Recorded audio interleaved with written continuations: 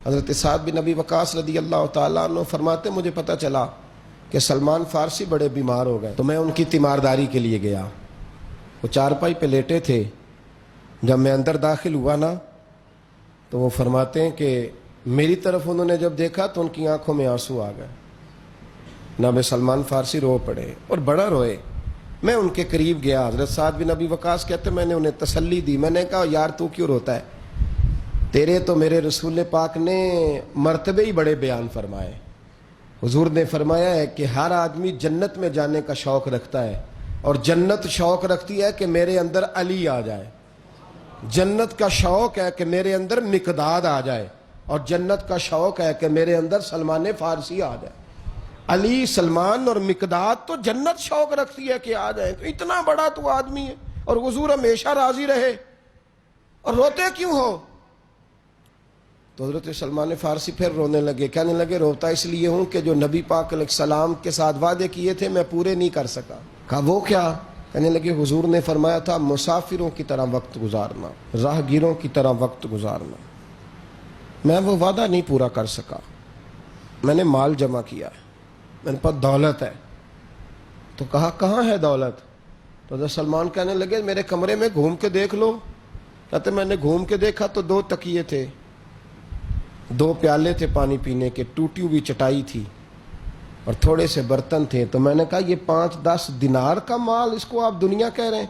تو سلمان فارسی پھر رو پڑے، کہنے لگے اور کوئی رکھ لیتا تو خیر تھی، مجھے تو نہیں رکھنی چاہیے تھی، میں تو نبی پاک کا غلام ہوں۔ اور پھر فرمانے لگے 2 تکیے ہیں، ایک سے بھی تو گزارا ہو سکتا تھا، 2 پیالے ہیں، ایک سے بھی تو گزارا ہو سکتا تھا۔ یارو، حضرت سعد بن ابی وقاص کہنے لگے یار تو کچھ بھی نہیں، بس اصل بات یہ ہے کہ تو غافل نہیں ہونا چاہتا۔ دولت شولت تیرے پاس کوئی نہیں، پر وہ جو تیرا نفس لوامہ ہے نا وہ زندہ ہے۔ یا تو حرام کھا کے لوگ بڑے سکھی رہتے ہیں، مال لوٹ کے بھی لوگوں کو اثر نہیں ہوتا، اور وہ لوگ تھوڑی دنیا داری جمع ہو گئی تو پریشان ہے۔ صحابہ میں سب سے امیر ہے حضرت عبد الرحمن ابن عوف، 80 ہزار دینار ان کے انتقال کے بعد ان کی 4 بیویوں کے حصے میں آئے، اور ان کی دولت اتنی پاک صاف ہے کہ اللہ کے رسول نے ان کے پیچھے نماز ادا فرمائی ہے۔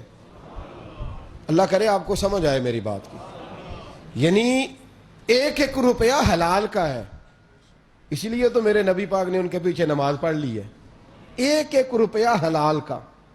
اور جن 10 لوگوں کو نبی کریم نے زندگی میں جنت کی ٹکٹ عطا فرمائی نا، 10 مبشرہ، ان میں حضرت عبد الرحمن ابن عوف شامل ہے۔ حضور کا وصال ہو گیا تو حضرت عبد الرحمن ابن عوف نا سارا عائشہ صدیقہ کے دروازے پہ بیٹھے رہتے، کبھی حضرت ام سلمہ ام المومنین ان کے دروازے پہ بیٹھے رہتے، اور بیٹھے رہتے اور روتے رہتے۔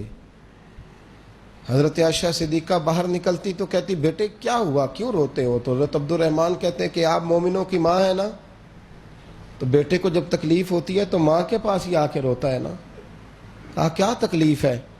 کہنے لگے اماں جی دولت بہت زیادہ ہے، پیسے بڑے، آج بھی رات خواب دیکھی ہے تو میں دریا میں ڈوب رہا ہوں، اماں جی آپ ماں ہیں، میرے لیے دعا کریں میں بچ جاؤں۔ تو حضرت عائشہ کہتی تیری دولت تو بڑی پاک ہے، حضور نے تجھے جنت کی بشارت دی ہے، کیوں اتنا پریشان ہوتا ہے؟ تو عرض کرنے لگے اماں جی ابو بکر مجھ سے افضل تھے، پر ان کے کپڑوں کو پیبند لگے رہتے تھے، عمر مجھ سے اچھا تھا، پر جب وہ دنیا سے گیا تو اس پر قرضہ تھا، امیر حمزہ مجھ سے بڑے افضل تھے، جب دنیا سے گئے تو کفن کا کپڑا بھی موجود نہیں تھا، تو میں نے اتنی دولت جمع کی ہے، ڈر لگتا ہے غافل نہ کر دے، دولت کہیں قائل نہ کر دے۔ تو حضرت عائشہ فرماتی جا کے خرچ کر کے آ، جا اس میں سے کچھ خرچ کر کے آ۔ واپس آتے کہتے 4000 دینار خرچ کر آیا ہوں، پھر آ کے روتے، پھر اگلی شام روتے۔